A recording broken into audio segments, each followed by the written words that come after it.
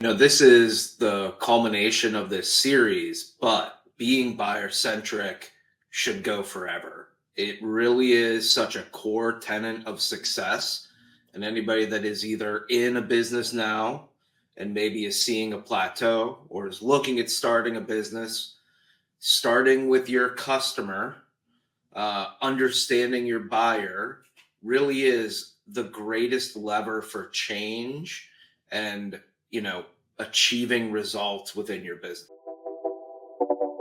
Welcome to the Buyer-Centric OS. Buyer-Centric OS, a system for revolutionary customer experience. With your hosts, Andy Helko and Tony Zayas. This show helps you turn guesswork into growth by putting your buyer at the center of everything.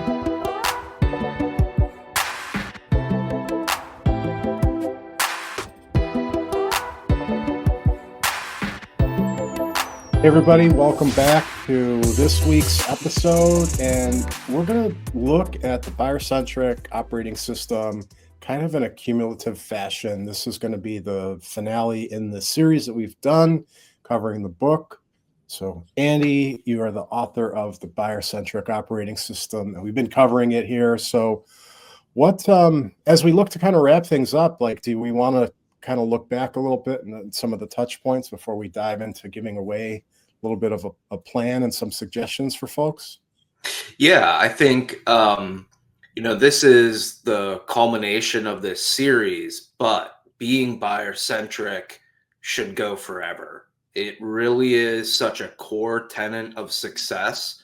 And anybody that is either in a business now and maybe is seeing a plateau or is looking at starting a business, starting with your customer, understanding your buyer really is the greatest lever for change and, achieving results within your business.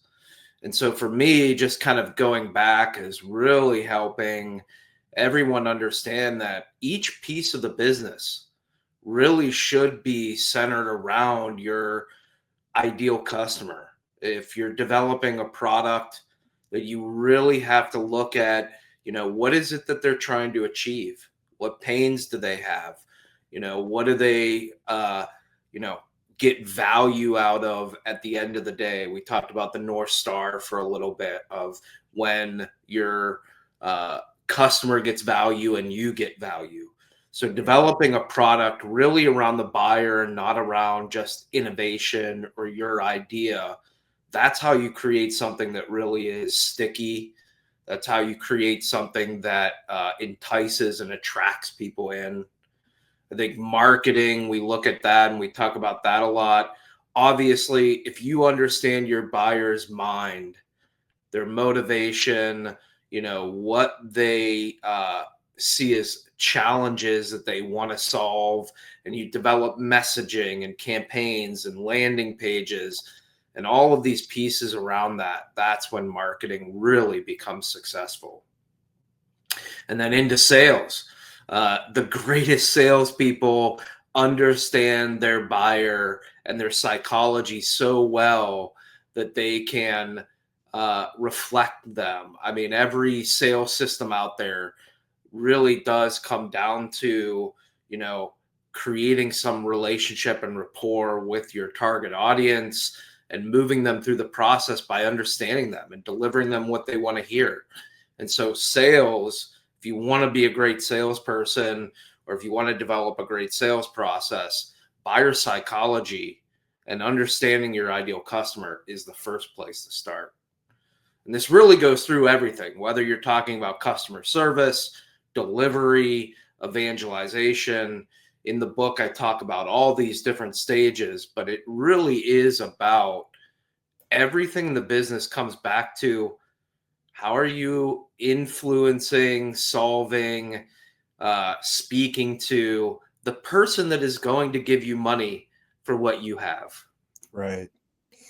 And something that I noticed in the book towards the end, you frame buyer centricity not as just a mindset, but as a mechanism for acceleration. So with this being kind of our wrap up, is there something you can give away for helping people with a bit of a plan and moving forward? Yeah, I think, it can feel daunting, right? I just went through all of these areas of your business, um, and understanding your ideal buyer can feel daunting because it's like, well, we have to go out and we have to learn, and it's going to take time. I think there are a couple things to look at a 30-day get started plan.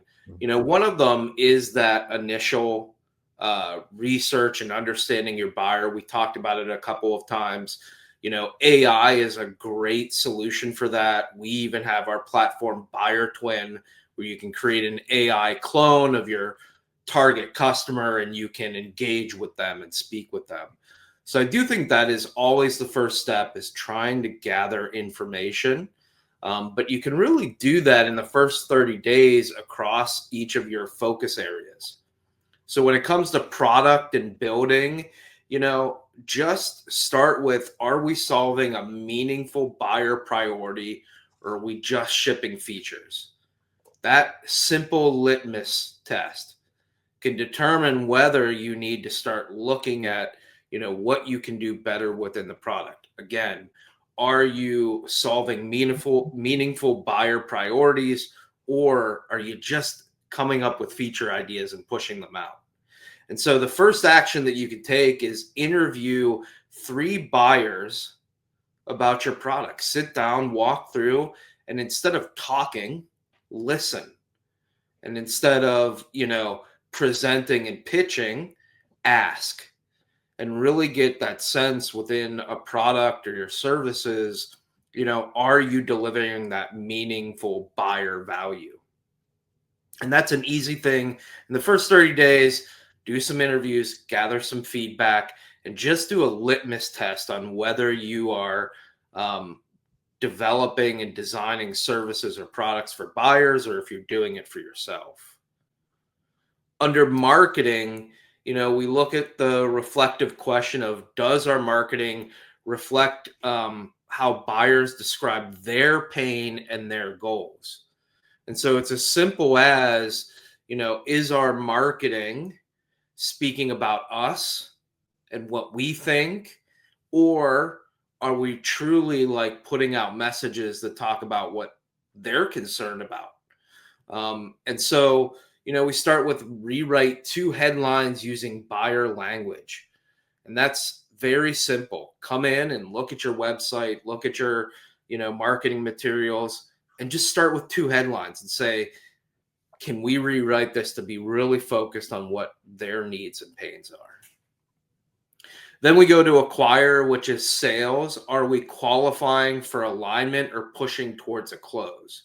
And this is really about that idea of, are we, I talked in the book a little bit about having your sales team be driven towards trying to get a close versus building rapport. And so a lot of times we talk about this in sales, in other areas, but if you set your goals of achieve this certain amount of revenue, that's hard to do.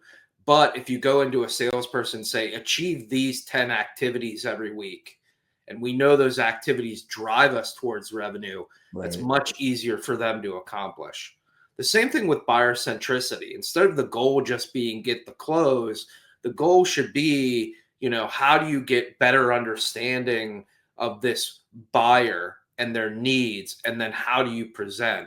And so instead of looking at it at that end result, it's really about bringing it back to, what is that interaction and exchange?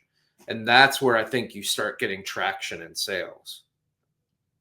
And so one of the steps you can take is map your sales stages to buyer needs and confidence. And so, if it's that first touch point, what is it that we are doing to understand the buyer? If it's a, proposal meeting, what are we doing to make sure that we're delivering based on what their needs are instead of just pitching our solution? And then in the next 30 days, you can look at delivery, review your onboarding. I think that any business, whether it's service, it's product, onboarding is a huge area that I've talked about in the book, of creating a buyer-centric process. Instead of just trying to get people into your product, make sure you're trying to solve their needs quickly. And then finally, evangelization, which is how do you make them fans and grow a business that's sticky. It's identify 3 advocacy moments and build prompts into your process. And really what that is what are 3 different moments within the process of interacting and working with customers that you can really turn them into advocates. You have that opportunity. And so then looking at that process and seeing how you can elevate those interactions to actually being really buyer-centric. Awesome. That was a really good overview, and I believe that's in the book, walks through that kind of a plan. The book obviously goes into a lot of detail. So for anybody who has not yet read or purchased the book, check it out. The Buyer-Centric Operating System, available on Amazon. And with that, we're going to wrap up here. We appreciate everybody tuning in. Hope you got a lot of value out of this, and we will catch you in our next series. Take care, everybody. Be buyer-centric. Thanks for tuning in to the Buyer-Centric OS. Be sure to subscribe, leave a review, and grab your copy of the Buyer-Centric Operating System by Andy Halko, available now on Amazon. For more tools and insights, visit andyhalko.com.